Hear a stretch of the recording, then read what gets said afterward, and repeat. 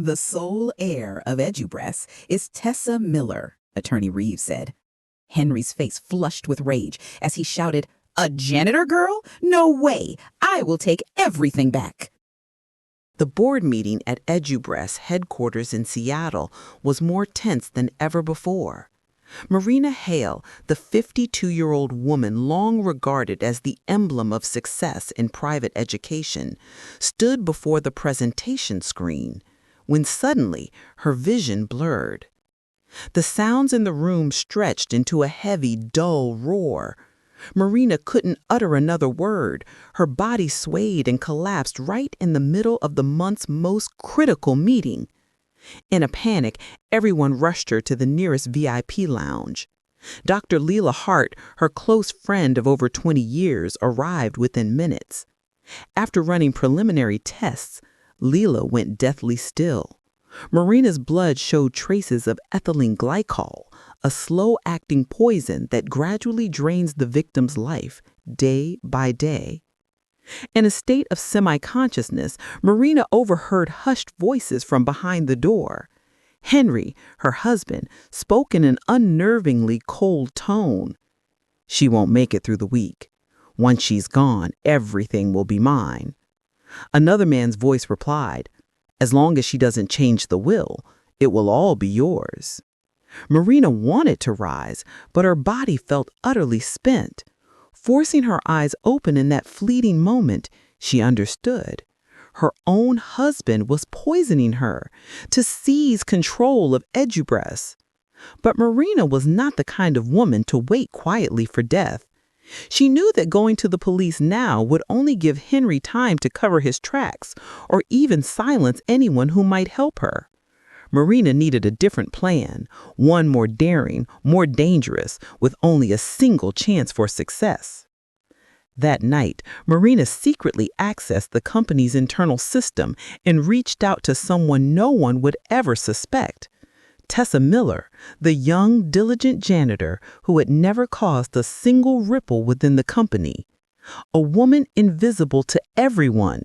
And precisely because of that, no one could ever guess Marina would choose her. When Tessa was summoned to the VIP suite, she was so frightened she could barely press the elevator button. But as the door opened, Marina looked straight at her and spoke in a weak yet unwavering voice. "I need you. If I die, that man walks free. I won't allow that." Tessa Miller had never set foot in the VIP level of Edubreast before. It was reserved for top executives. When she received the internal notification instructing her to report immediately to VIP Room 3 on orders from CEO Marina Hale, Tessa stood frozen. She stared at her phone screen, wondering if she had accidentally broken some expensive glassware and angered the big boss. By the time the elevator doors slid open, her legs were trembling so badly she almost stumbled. Tessa swallowed dryly, took a deep breath, and lightly knocked on the VIP suite door. Inside, Marina was propped up in the medical bed, her face pale, but her eyes sharp and alert. She gestured for Tessa to close the door, which only heightened the young woman's anxiety. "Tessa, I need you to stay calm," Marina said, her voice raspy but steady. "What I'm about to tell you, you must not reveal to anyone." Tessa clenched her hands together, trying to steady her nerves. Marina paused for a second, then uttered the words that sent a chill down Tessa's spine. "I've been poisoned." Before Tessa could react, Marina continued, slowly and clearly. "And the person who did it is my husband." Tessa's entire body went stiff as stone. Marina briefly recounted the conversation she heard in her semi-conscious state, the poison slowly seeping into her system, and how Henry was eagerly awaiting her death as his final victory. "If I die," Marina said, her gaze gaining intensity, "that monster will walk free. I won't allow that to happen." Tessa's heart pounded so hard it hurt. She was no confidant of Marina's, nor was she anyone important in the corporation. Yet Marina looked at her with absolute trust. "I need you to help me with the first step," she stated. "Get my lawyer Grant Reeves in here through the back security entrance. No one can know." Tessa's mouth fell open, speechless for a moment, but then she took another deep breath and nodded. And from that moment on, Tessa Miller's life would never be ordinary again. Grant Reeves appeared at the back security gate, exactly as Marina had instructed, his coat damp from the rain, his face wearing the solemn expression of a lawyer accustomed to crises. Tessa waited in the shadows, her heart pounding, constantly checking around to make sure no one was watching. When she saw Grant's tall figure approaching, she only managed to whisper, "Follow me. Don't let anyone see you." They went straight up to the VIT suite, where Marina was sitting upright in the medical bed, her face still weary, but her eyes sharp. Grant instantly understood that something of immense gravity was unfolding. "Marina," Grant said quietly, "are you sure you want to proceed in your current condition?" Marina smiled faintly. "I have no other choice." On the table, Grant placed a carefully sealed document. Each page seemed to carry the weight of an empire. Marina opened the file, read every clause, then turned to Tessa, who stood shrinking in the corner as if even breathing too loudly might ruin everything. "Upon my death," Marina read slowly, "80% of the temporary controlling shares of Edubres will be transferred to Tessa Miller." Tessa went silent. She looked at Marina, then at Grant, certain she had misheard. "You? What? Me? I'm just a janitor." Grant raised an eyebrow. "Marina, what's the rationale? This is extremely high risk." Marina closed the document, her voice firm. "I need someone Henry would never suspect. An outsider, with no ties to power, no possibility of being bought. If I leave the shares to anyone familiar, Henry would find out immediately." Then Marina looked directly at Tessa, her gaze softening. "Tessa, you're the only one I can trust." Tessa trembled, tears welling up involuntarily. She had never faced anything of this magnitude. But in that very moment, she understood Marina was staking her very life on this and placing it in her hands. Grant handed over the pen. "If you're certain, sign here." Marina didn't hesitate. Her signature was slow, weak, but deliberate. And with that final stroke of the pen, the fate of Edubres and of Tessa Miller veered onto an entirely new path. After signing the new will, Marina was nearly drained of strength. Dr. Leela Hart arrived just minutes after Grant left. Leela's eyes were filled with concern, but when Marina gave a slight nod, she understood immediately. It was time to move to the next phase. Tessa stood nearby, her heart gripped by a suffocating fear. Marina took her hand and whispered, "What you saw tonight must never be revealed. Everything depends on your silence." Leela began the final preparations for a step few would dare take without absolute trust, making the world believe Marina Hale was dead. The VIP suite was locked from the inside. The lights dimmed, leaving only the faint, rhythmic blip from the heart monitor. Leela checked the readings one last time and administered a drug to lower Marina's heart rate to a near undetectable level, enough to fool the machines and medical staff, but not enough to endanger her life. Tessa held her breath as the steady beep, beep, slowed and slowed before falling into silence. The monitor displayed a cold, flat line. "Is she gone?" Tessa stammered, her voice trembling. Leela placed her hand on Tessa's shoulder. "No, but everyone outside this room will believe it." Immediately, Leela pressed the emergency button. Within minutes, the hospital corridor erupted into a frenzy of rushing footsteps and frantic shouts. People flooded into the room, and the first thing they saw was Marina lying motionless, her face gaunt and lifeless. Cause of death? Acute kidney failure, cardiac arrest, Leela announced with perfect, grief-stricken conviction. The news of Marina Hale's death spread like wildfire. In under 2 hours, Seattle was shaken. News channels broke the story. Social media overflowed with condolences. Edubreast employees wept openly at their desks. Tessa stood in the hallway, watching as a body bag was wheeled out on a gurney. She knew Marina wasn't truly inside. Leela had secretly moved her to a temporary morgue chamber only she could access. Yet even knowing the truth, Tessa felt as if someone had stolen her own final breath. It all felt too real, too terrifying. And this was only the beginning. As the news Marina Hale passes away from acute kidney failure flooded every media channel in Seattle, Henry Hale stood alone in his study at the suburban mansion. The soft, yellow lamplight cast eerie shadows across his face, making his half-smile all the more chilling.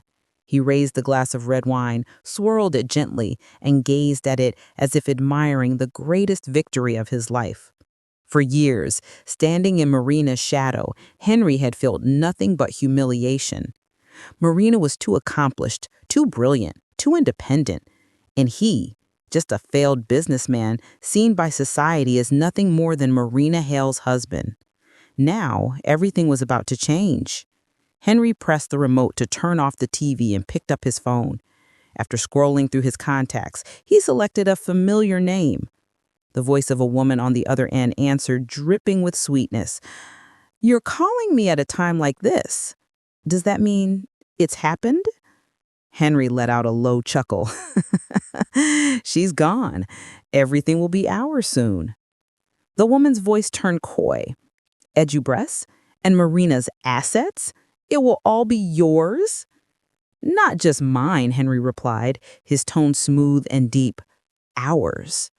He poured himself another glass, tilting it slightly in a silent toast to the air. Then Henry walked over to the wall safe, entered a long security code, and swung it open.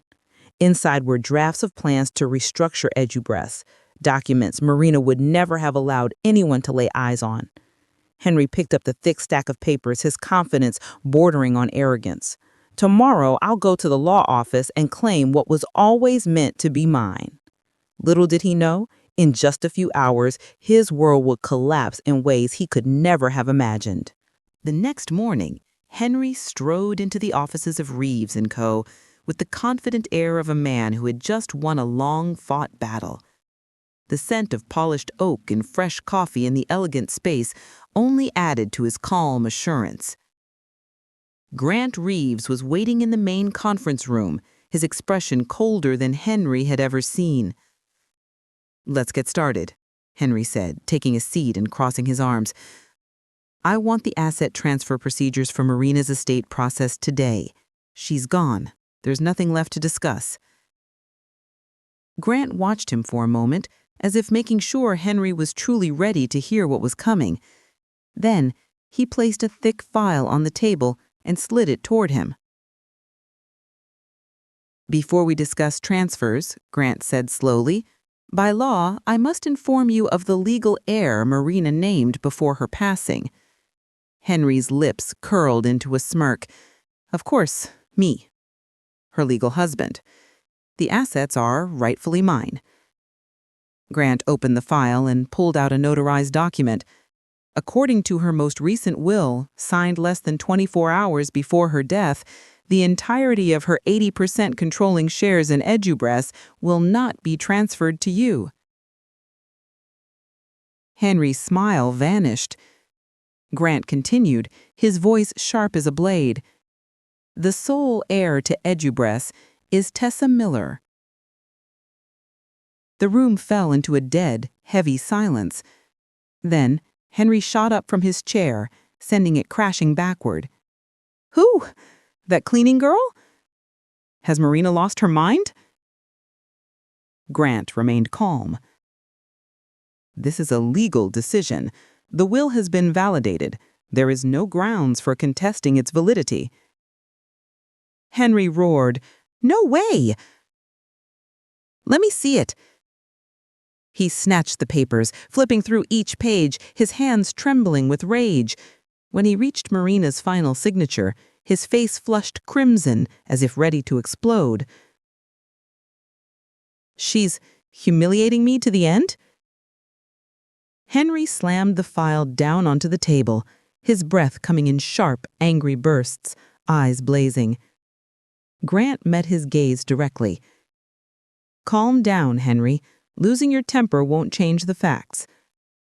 Henry clenched his jaw, a dark thought forming in his mind. Tessa Miller won't live through the week. He stormed out of the room, the door slamming shut behind him, leaving behind a heavy air of danger. And from that moment on, Tessa Miller officially became Henry Hale's #1 target. Minutes after storming out of the law office, Henry made a call to a secret number. A low, gravelly voice answered. "Go ahead." Henry replied without hesitation. "Find the girl named Tessa Miller, by any means necessary." That evening, Tessa left the hospital, her mind reeling from Marina's staged funeral. All she wanted was to go home, care for her younger brother, and try to make sense of everything. But as she entered the dimly lit hospital parking garage, a cold chill crept down her spine. The space was too quiet, too still. She quickened her pace, clutching her bag tightly. Just as she reached for her car door, she heard rapid footsteps closing in from behind. Tessa Miller? Before she could turn, a damp cloth was pressed hard against her face. Tessa struggled, arms flailing, but the pungent chemical smell quickly overwhelmed her. Everything went black. When she came to, she found herself tied to a cold metal chair. Surrounding her was a vast, derelict warehouse, with rough wooden walls and faint, flickering light. She tried to move, her throat parched, when the groan of a metal door echoed through the space. Henry walked in, followed by 2 masked men. His eyes burned with a mixture of fury and twisted satisfaction. "Tessa Miller," Henry enunciated each word sharply. "Who do you think you are, taking what is mine?" Tessa shook her head, her voice trembling. "I don't want anything. Marina asked me to—" "Shut up," Henry shouted, slapping her hard across the face. "You will sign the papers renouncing your inheritance right now, and then I might let you live." One of the men placed a document and a pen in front of Tessa. She stared at them, then back at Henry. His eyes held the look of a man willing to do anything to get his way. "No." Tessa breathed out the word. Henry's lips twisted into a grotesque smile. "Then don't blame me for what comes next." The 2 men grabbed her and began beating her mercilessly. Each blow made her want to slip into unconsciousness, but in her mind, all she could see was Marina's face. Her little brother waiting for her at home. She couldn't die. She wouldn't. Henry leaned in close, gripping her chin coldly. "You will sign, or you'll die here tonight." But what he didn't know was that a police perimeter was already closing in from the outside. The air inside the warehouse was damp and cold, thick with a smell of mildew and rotting wood. Tessa's ragged breathing mixed with a steady drip of water from the tin roof above. She was almost spent, bruised, dazed, her head heavy as lead. Henry stood over her, his face twisted with hatred, still hissing the same tired threats. "Sign, or else." Outside, Reuben Calder had followed the trail, the witness statements, the tire tracks. When all clues pointed to the abandoned warehouse on the Oregon border, Rubin contacted headquarters and called in a SWAT team. They moved under urgent orders. Not a second of delay could be allowed to risk Tessa's life. Suddenly, the warehouse door exploded with light and shouted commands. SWAT, hands up, do not move. Dark-clad figures poured in. Henry flinched, but before he could react, the two men with him were pinned down. Rubin stepped forward, his gaze as cold as steel, and stared straight at Henry. Henry Hale, you are under arrest for kidnapping, assault, and multiple charges related to the conspiracy to murder Marina Hale. Henry protested, screamed, thrashed, but the tactical team was already on him. Cold metal handcuffs clicked shut around his wrists. He tried to shout Tessa's name, a desperate plea, but his voice was swallowed by the empty, echoing space. In the corner, they freed Tessa. She was barely conscious, eyes glazed, skin pale. Paramedics rushed in, checking her quickly. Low blood pressure, significant blood loss, shock from trauma. They wrapped her in a blanket, secured an oxygen mask, and lifted her onto a gurney. Tessa's eyes fluttered open, meeting Rubin's. Her gaze a flicker of panic mixed with profound relief. Rubin leaned in gently. You're safe now. As the gurney was wheeled out, the wail of ambulance sirens pierced the night. Henry was led away in cuffs, while Tessa was loaded into the back of the ambulance, exhausted, broken, but alive. Something that just hours before had seemed impossible. News of Tessa's rescue spread at lightning speed. Internal channels at EduBrest buzzed with activity, and the city hospital prepared a secure wing to receive her. But as the media spotlight shone on the kidnapping, a black SUV with tinted windows and no plates pulled silently up to the back gate of a discreet private medical facility, a place no one would think to look. The door opened. A woman stepped out, her frame slender but proud, her face almost entirely hidden beneath a medical mask and scarf. It was only once she entered a private, sterile isolation room and removed her gloves that those familiar steel-gray eyes were revealed. Marina Hale, still alive. Dr. Leela, the only one permitted inside, spoke in a hushed tone. Your heart rate is stable. You're out of immediate danger. But you must stay careful. We can only keep this secret a little longer. Marina leaned back against the raised hospital bed. Her body was still weak, but her gaze was sharp and lucid, filled with icy clarity. The medical report before her stated clearly, acute liver failure due to toxin exposure, successfully treated in time, meaning she had narrowly escaped death. She tapped the screen of a tablet, pulling up live news feeds. There was Henry being led away in handcuffs, screaming in futile rage, Tessa being rushed into an ambulance in a state of shock, EduBrest headquarters thrown into chaos by the news of Chairman Marina Hale's death. Now then, she said, her voice low and measured, cutting through the quiet like a blade. Let's see who is truly loyal and who will fall to their knees when I return. The doctor asked worriedly, Are you sure you want to continue with the plan? You could reveal that you're alive today. Marina shook her head. Not yet. Henry was only the first move.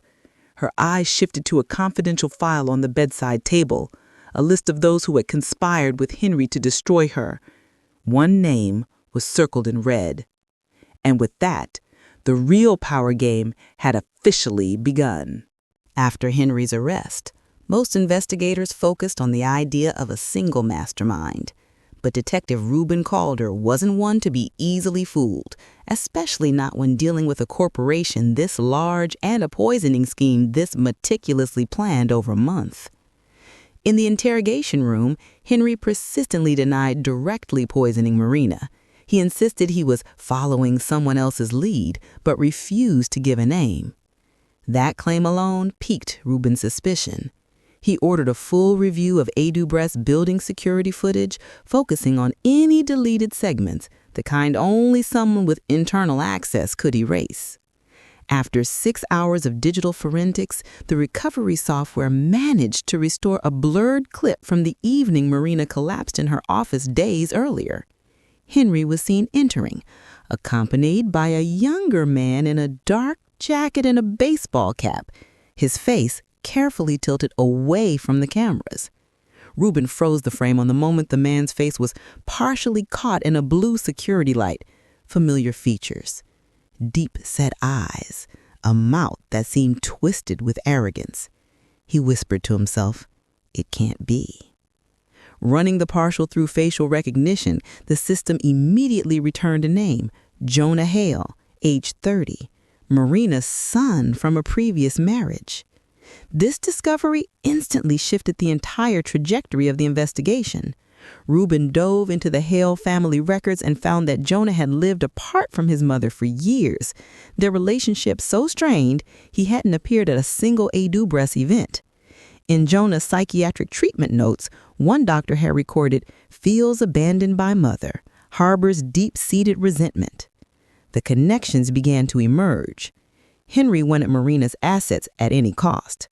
Jonah wanted his mother gone to exact emotional revenge for a lifetime of perceived neglect. Two men with different motives, but a shared interest in Marina's death. Rubin stood before the evidence board, looking at the two photos, Henry and Jonah. Two faces, two reasons, but a single dark goal. He exhaled heavily. This wasn't just a poisoning. It was an alliance of hate. And deep down, Rubin understood. The real confrontation had only just begun. When Rubin confirmed that Jonah was the man seen with Henry, he immediately went to the private medical facility where Marina was being kept under tight security. Hearing the news, Marina's hand, the one holding a glass of water, tightened until her knuckles turned white. She tried to keep her voice steady, but her deep-set eyes reflected a pain no amount of power could hide. "It's Jonah?" Without waiting, she demanded to see him face to face. Rubin objected. Jonah was still an accomplice, a criminal. But Marina looked at him with a gaze as sharp as cut glass. "I need to hear it from his own mouth," she said. "I am his mother." The confrontation was arranged in a high-security room. Jonah was brought in through a separate entrance, hands cuffed. When the door closed, mother and son faced each other in a silence heavier than any prison sentence. Jonah avoided Marina's eyes. His voice trembled. "You cared more about the company than me. I was sick once, close to death, and you weren't there." Marina took a step back, as if struck in the chest. After a strained moment, she spoke slowly, each word dropping like cold stone. "Jonah, that year you had meningitis. Your father didn't have the money. I secretly covered all the medical bills for months. I couldn't show up because your father threatened to ruin my career if I came near you." Jonah looked up. "And you thought that was better for me?" "I thought, as long as you lived." Her voice broke.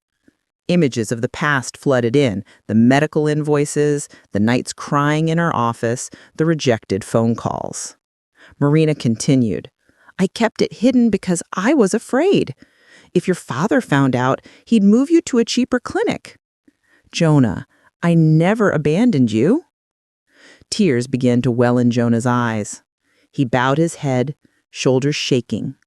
I was wrong. I just wanted you to hurt like I did." Marina moved closer, but didn't touch him. She knew the space between them would need time to mend. "You went too far," she said, "but I still want you to get help. No one can heal their own pain by hurting others." A tear fell to the floor. It wasn't Marina's. It was the first tear Jonah had shed in years. The Seattle federal courtroom was packed that morning. Media aligned both sides of the corridor, all waiting for the sentencing of Henry Hale, husband to the once powerful Marina Hale. Now he stood with cuffed hands, his expensive suits replaced by a pale gray inmate uniform that made him look a decade older. On the victim's side of the gallery, Marina sat in silence. She didn't avoid Henry's gaze, nor did she show hatred. She simply watched, calm and composed. Tessa sat beside her, face still pale from the ordeal. Detective Rubin was also present, his hands clasped, a pillar of stability amid the media storm. The judge read through the case summary, the prolonged poisoning of Marina Hale using ethylene glycol, the orchestrated kidnapping and assault of Tessa Miller to seize inheritance rights, the calculated conspiracy to commit murder for the purpose of acquiring assets worth hundreds of millions of dollars. Henry kept his head down. He knew all exits were closed. When the judge asked, "Does the defendant have any final words?" Henry lifted his head, looked straight at Marina, and tried to force a mocking smile, but his lips trembled. "I would have had everything if you weren't so clever." Marina met his gaze with an icy stare, offering no reply. The judge's gavel struck. Based on irrefutable evidence and the severity of the crimes, the court sentences the defendant to 30 years in prison without parole. The sentence was the final blow to Henry's life as he knew it. The courtroom fell into a heavy silence. Only Tessa's soft sigh of relief and Marina's tired yet unburdened expression could be felt in the stillness. Henry was escorted away, his figure gradually disappearing behind the courtroom doors. After Henry's trial, the atmosphere at the Seattle Police Headquarters settled, the earlier tension giving way to a somber calm. The case file relating to Jonah Hale was separated and moved into the cooperative accomplice category. The investigation team understood clearly. Jonah wasn't a cold-blooded criminal like Henry. He was a lost son, wounded too deeply, who had chosen the wrong path. During his final meeting with Detective Rubin, Jonah sat silently in the interrogation room. He looked worn, his eyes red from exhaustion. Rubin placed a report on the table. "You fully cooperated. That has helped us a great deal." Jonah gave only a slight nod. "Whatever the price, I wanted it all to end." When Marina entered the room, Jonah lowered his head, unable to look at her. But Marina didn't blame him or show anger. She simply stood there, gentle as a mother finally seeing her child's true wounds. "Jonah, you must take responsibility for what you've done, but I also know you didn't become this way on your own. The things you were missing, I should have seen them sooner." Jonah broke down in tears, a mix of self-reproach and release. In a meeting with the prosecutor, Marina made her own request. Handle Jonah fully according to the law, but allow him to receive intensive psychological treatment at a behavioral rehabilitation center instead of a long-term prison sentence. She stated, "I'm not asking for my son's crimes to be forgiven. I'm asking for him to have a chance to repair what was broken." The prosecutor and Detective Rubin agreed. Jonah would face reduced charges, having not directly inflicted harm and having fully cooperated to crack the case. He was transferred to a federal treatment facility while awaiting the court's final ruling. As Jonah was led away, Marina stood silently watching her son's figure grow distant. She knew his future would now bend towards something brighter. One door had closed, but another, filled with hope, had just begun to open.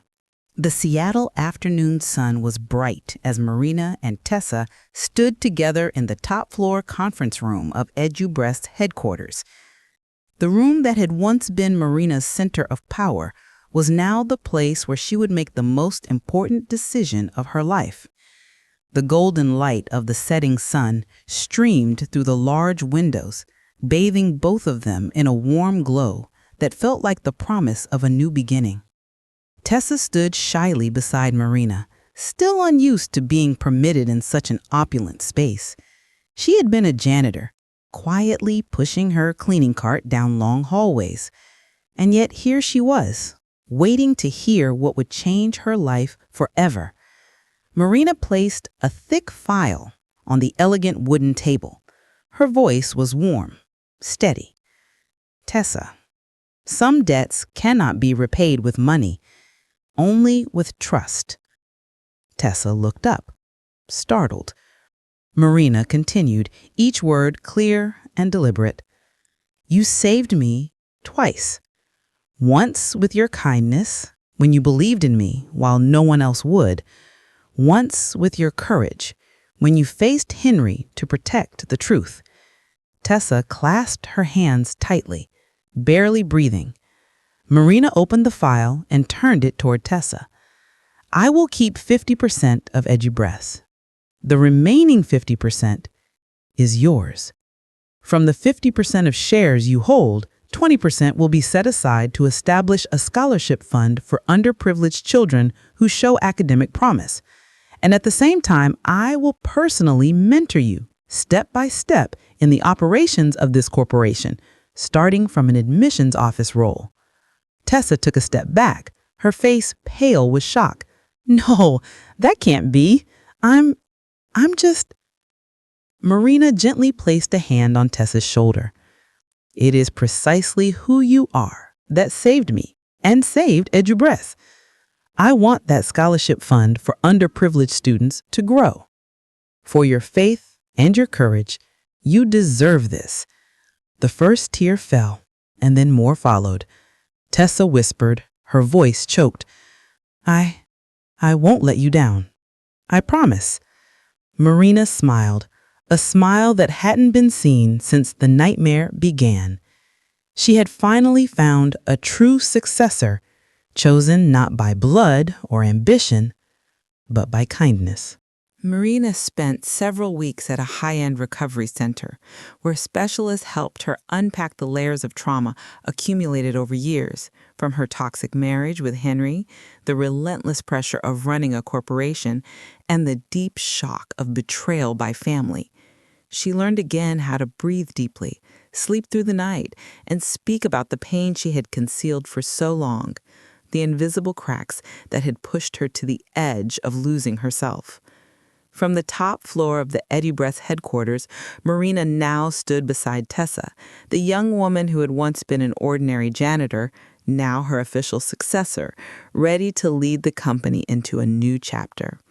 They looked down at the city together, a gentle breeze stirring their hair like a promise of the peace they had both thought to find. Marina smiled softly, a real smile, one she hadn't worn in years. After 3 years of intensive therapy arranged by Marina, Noah had finally found his balance and purpose.